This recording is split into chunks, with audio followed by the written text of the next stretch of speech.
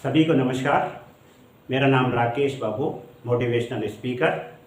आज की इस वीडियो का टॉपिक है पावर ऑफ इम्परमानेंस, और इस वीडियो के माध्यम से हम एक आज इम्पॉर्टेंट कॉन्सेप्ट इम्परमानेंस के बारे में डिस्कस करते हैं। इसके अनुसार आज हम जिस भी सिचुएशन में हैं, चाहे वो अच्छी सिचुएशन है चाहे वो ख़राब सिचुएशन है, अल्टीमेटली वो सिचुएशन टेम्पररी है और इट विल चेंज। इस कॉन्सेप्ट को फर्दर एलोबरेट करने के लिए हम देखते हैं कि हमारे हर थॉट्स टेम्पररी होते हैं, हमारे हर इमोशंस टेम्पररी होते हैं, हमारी हर सेंसेशन टेम्पररी होता है, हमारा हर एक्सपीरियंस टेम्पररी होता है। यानी कुछ भी परमानेंट नहीं है। Nothing is permanent in this world. इसको समझने के लिए एक हम छोटा सा एक्सपेरिमेंट करते हैं।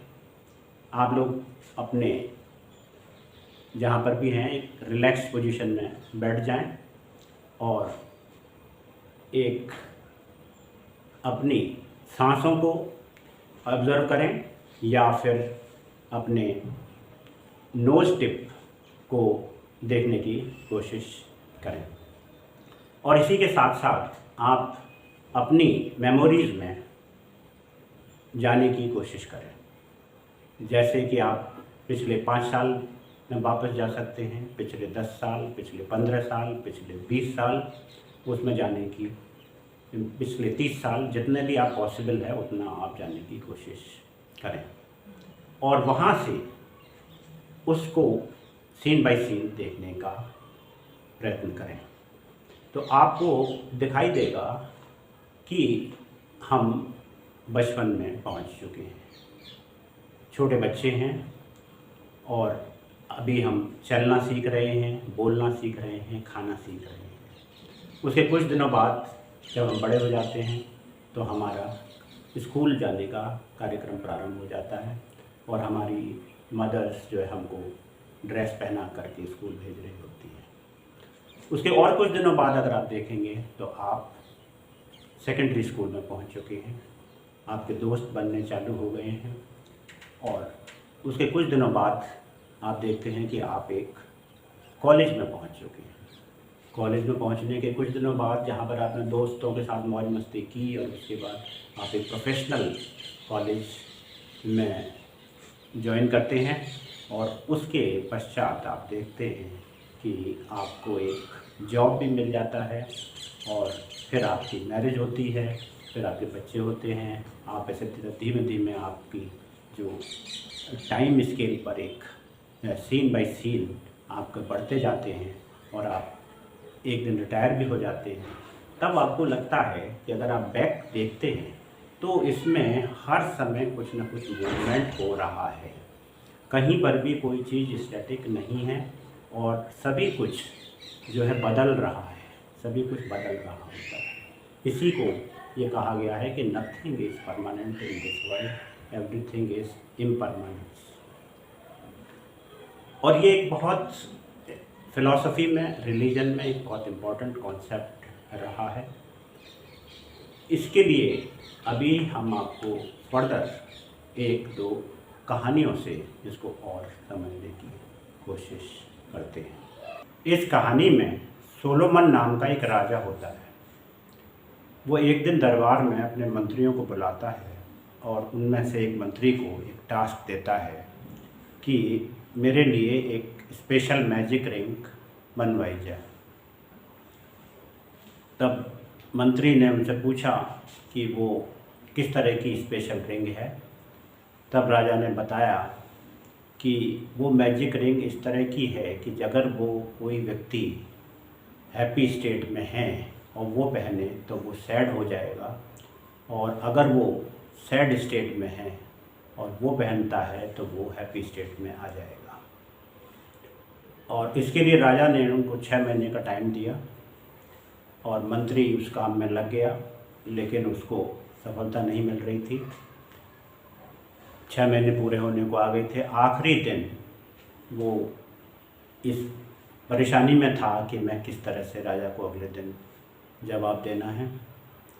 तभी वो घूमते घूमते एक व्यापारी के पास पहुंचता है। ये बुजुर्ग व्यापारी इसी छोटे छोटे ऑर्नामेंट्स में डील करता था। तो उसने मंत्री ने सोचा लाओ इससे भी हम पूछ लेते हैं कि इस तरह की कोई मैजिक रिंग होती है क्या।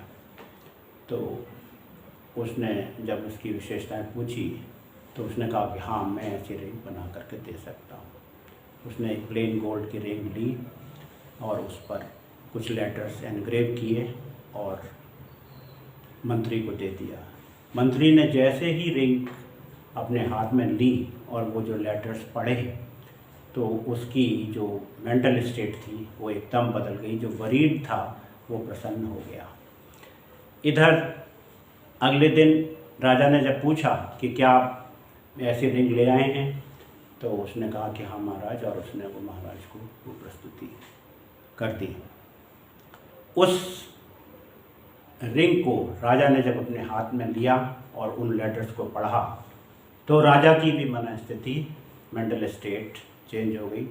जो वो अपने आप को बहुत शक्तिशाली और वैभवशाली और धन और वैभव वाला समझ रहा था, तो उसको जब उसने वो लेटर्स पढ़े तो उसको भी एक वरीज और चिंता का